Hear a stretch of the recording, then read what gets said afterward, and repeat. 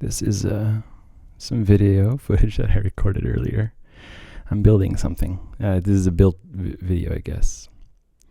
So we're looking at a PCB board. It's kind of like an electronics project. We're going to do some soldering. This is going to be a musical instrument. If you're not familiar with my channel, this is a musical channel where I play electronic instruments and just have fun. I don't do this a lot, so this is my first time. So this is an instrument made by somebody called Modular. That's ZM right there. So this is the faceplate. This is what you'll see when the instrument is finished. Down at the bottom is MinEQ. That's what the instrument is called. So here's the board. As you see, it's got like a lot of holes in it.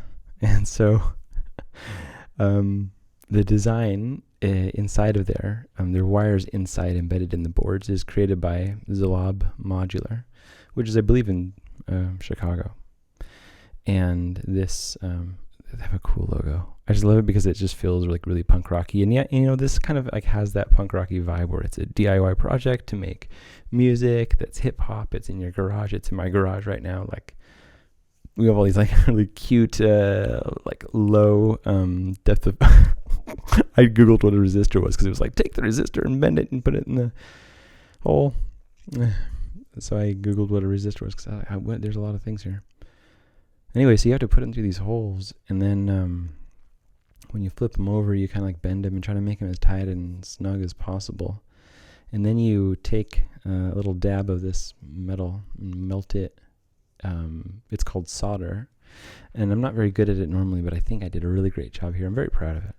So solder, I guess, molecularly binds the elements together so that they can be highly conductive, and it's basically how you make electronics components and doodads talk to each other and make sure they keep talking. And also, it's kind of used as glue, like to hold things in together. You'll see, because it's actually really strong. But that needle that I'm using to melt that stick is 350 degrees, and so it melts that little metal. Okay, this is funny. This is the brain, I guess you would say.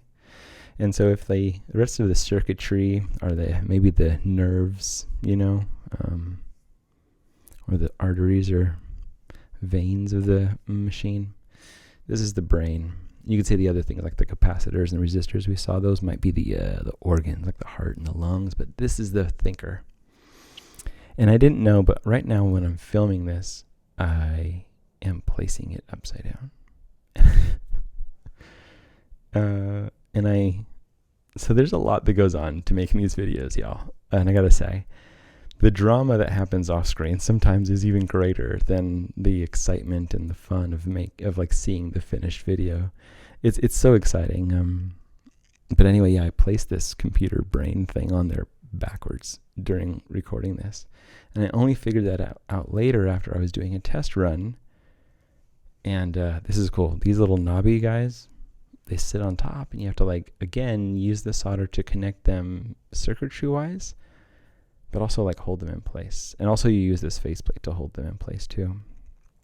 So everything has like this cosmetic purpose, but also like very dstructural purpose. So it's very much part math and science, and part skill, like the dexterity you need. Right here to use stupid, to use your finger as a screwdriver. I don't know. It's not quite a surgeon dexterity, but it's something. And I think this is something I really enjoy. I did this on a Saturday. But anyhow, I plugged it in and tried it, and it didn't really work right. And then I used like a little magnifying glass thing that I had and looked at there's this little logo on that little brain, and it's backwards. And I was like, oh no. So I tried to get it off. Right here I'm soldering those knobs into place. I should have done this before I bent them, but it's fine. Oh, and the first time I tried to plug it in, I plugged it in backwards and nothing in the kit worked. And it was like emergency, because you read in the manuals, never plug it in backwards, you will fry everything and we are not responsible. But anyway, we have this really nice low depth of field footage of me plugging something in wrong.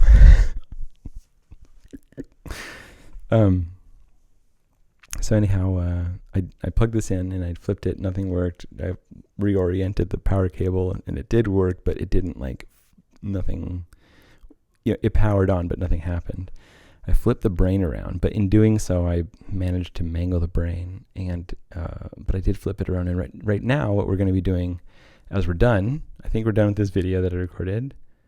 Oh, we have some lovely, low depth of field footage, eye candy for you before we end. Okay, so that's the end. I'm going to close this laptop. We're done with all that beautiful footage.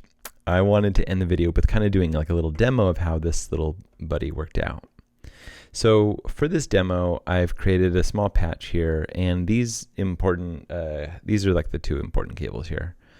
We have two, and the first one is red, and I'm going to plug it in directly into this, which is called a Pico voice. Basically, as you can see, it's giving us a square wave, and I can change the shape of the wave. It's from this right here. I can tune it tighter or deeper or lower the frequency. Okay, so it's a shape. It's a square. And this second one is going to come out of that same voice, and it's going to go in this green wire. So I'm going to stack it like this. But this one's going through the module we just built here, the MinEQ. And it's going to be showing, here's the green. So let's turn that on a little bit and show you what we got going on. So here comes the original. This is a square wave, and it's kind of tuned really low, like a bass note. It's very good for bass, the square. If you've heard Tyler, the Creator's, what's it called, Igor, it starts like this.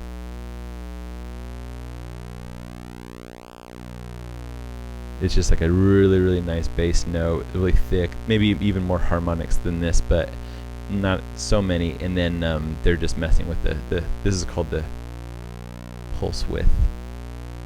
See how that square goes like this, like kind of moves to one to the side of the other. We can talk about that later, but anyway, let's look at the filtered one. Let's hear it, see if it's different. Do a little hopscotch here. Huh. Oh, I just realized you're not zoomed in so close that you can see the knobs that I'm twisting. This is what I'm doing, sorry. So I'm turning up the filtered one here. Let's take a look at it closer. Actually, let's zoom out, not be so close. Zoom out, big and bold, and then start tweaking the harmonics of the one. So the yellow is where the red and the green overlap.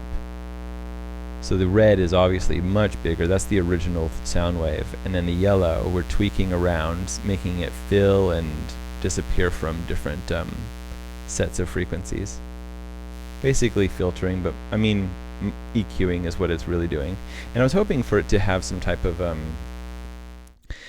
shoot, that's a lot of square waves. Let's try different waves.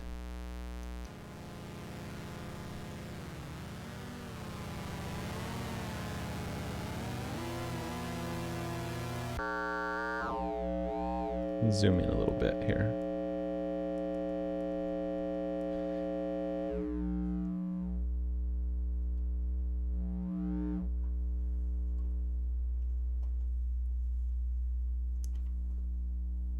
Some pretty nice filtering on that simple sine wave.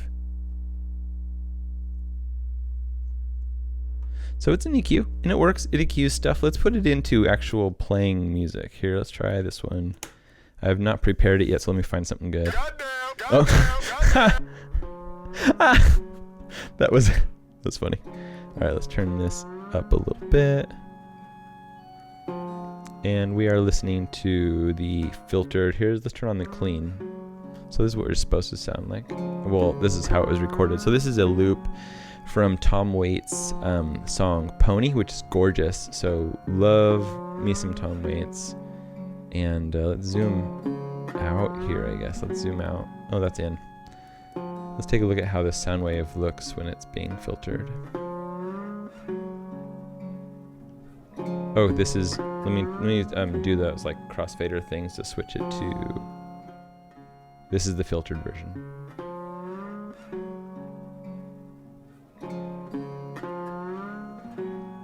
Would you look at that? It EQ'd it. Cool. So this is kind of fun because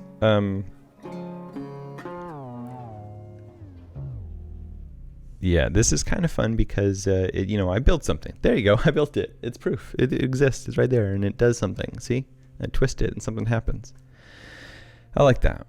But there's also other fun things about this. It gives me a little bit more confidence that I can do more complex things.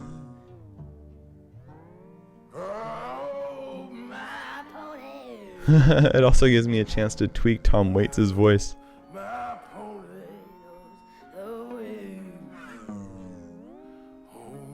Oh, Tom Waits. All right, good night, everybody. I built something.